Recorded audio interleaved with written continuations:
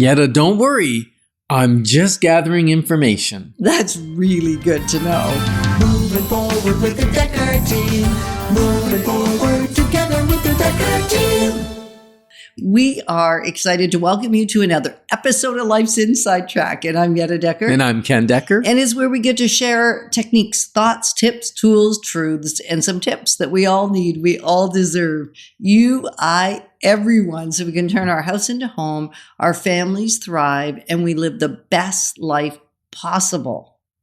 We're going to consider that when you're making the big decision of buying a house or selling a house, what the risk is if you don't gather the foundational data before it's decision time.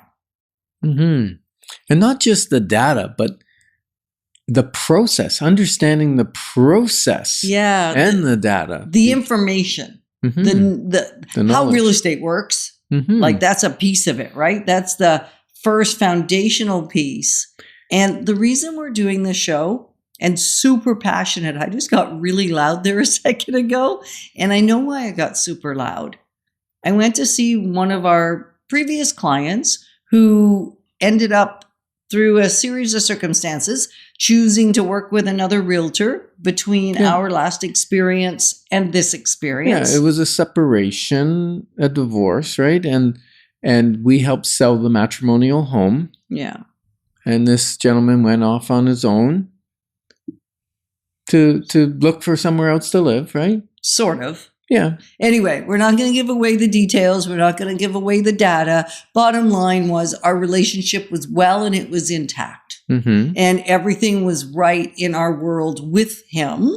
And extenuating circumstances meant he went off and purchased a home without us. And now it's time to sell that home and he's come back.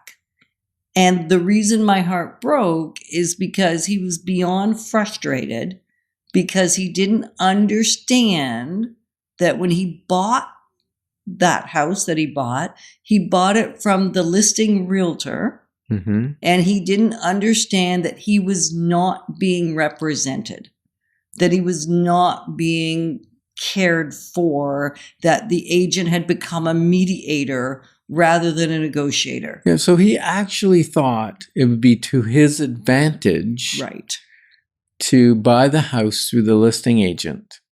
Right. Because the listing agent, whatever reason, would be more motivated because they'd be receiving both sides of the commission, or they were more room to negotiate, or maybe they'd negotiate their commission because they're on both sides. I don't know exactly what he was thinking, but he thought he would be better represented. He did think that, and it didn't go well for him.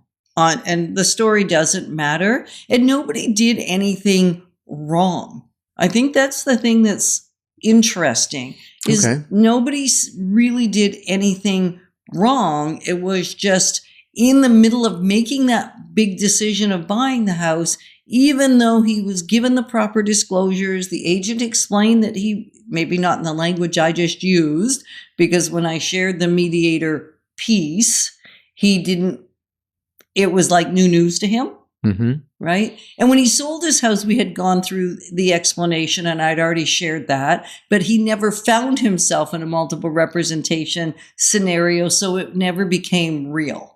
Right. And until it becomes real, the information doesn't mean the same thing, right? So the sad part is he really didn't understand what was happening. And I just was so sad for him because his experience was terrible, right? On so many levels, with nobody having done anything wrong. So what we're really wanting to drive home, based on not just his story, but we hear this often, different experiences of people, is that when you're not in the process of buying or selling, is actually the time to understand what the process will be when you are going to buy and sell. Yeah, if you have no intention of ever buying or selling, then don't bother learning the information.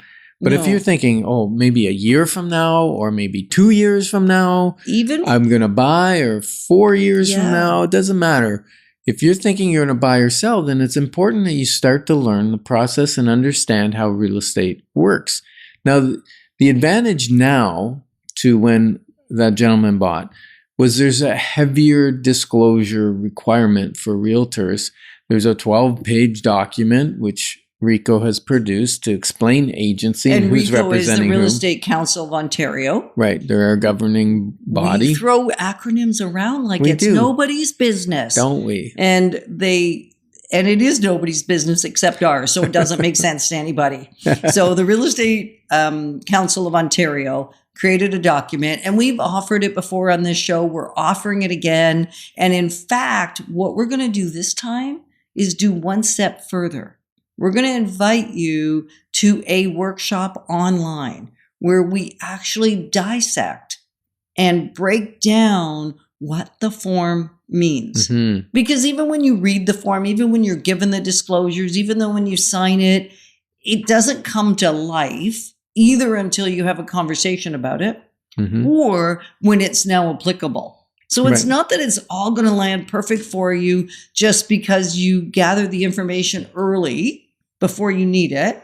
But at least if you do, it will come to life when you're making the big decision and you're not having to take all that data in the middle of the big decision. Right. And if you'd like to be part of that online workshop where we're going to describe it, then just send an email together@dekkerteam.com and send an email that says TRESA workshop. TRESA is TRESA. It's the Trust in Real Estate Services Act that came into play on December 1st of 2023. That's correct. And I know for me, when you would want to gather data around, anything, we've been realtors now since 1989. So it's been a long time since we didn't understand this particular industry. But even if I go back to the early 80s, when we hadn't yet bought our first house, right? 81, 82, 82, 83. I think we bought our first one in 85.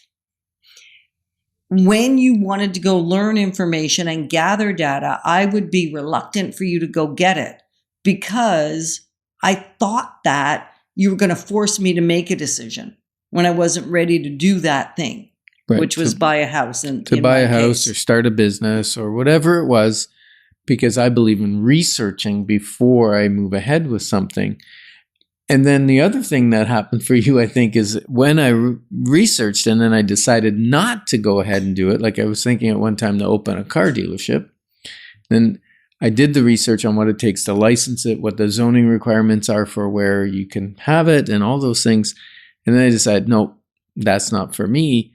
And then you might have felt that the time I wasted researching or maybe even doing a course or licensing was a waste of time. Right. So if you're like I was and you see the research a waste of time, I'm going to encourage you that go ahead and still join us on the Zoom call. Still ask us to send you the brochure because maybe in the process, you'll discover, hey, it is a bad idea to ever buy a house or an investment property. Or maybe you discover it's a great idea, but without doing the foundational research, you can't know, or even the approach to take. So what we found was making a decision not to go ahead meant that the research was a good idea. Right? And we spent that time.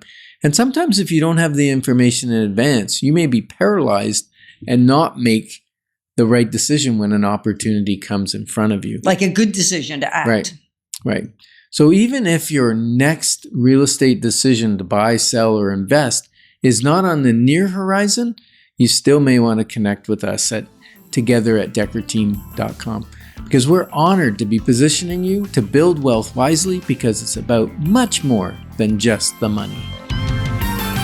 Moving forward with the Dekker Team. Moving forward together with the Dekker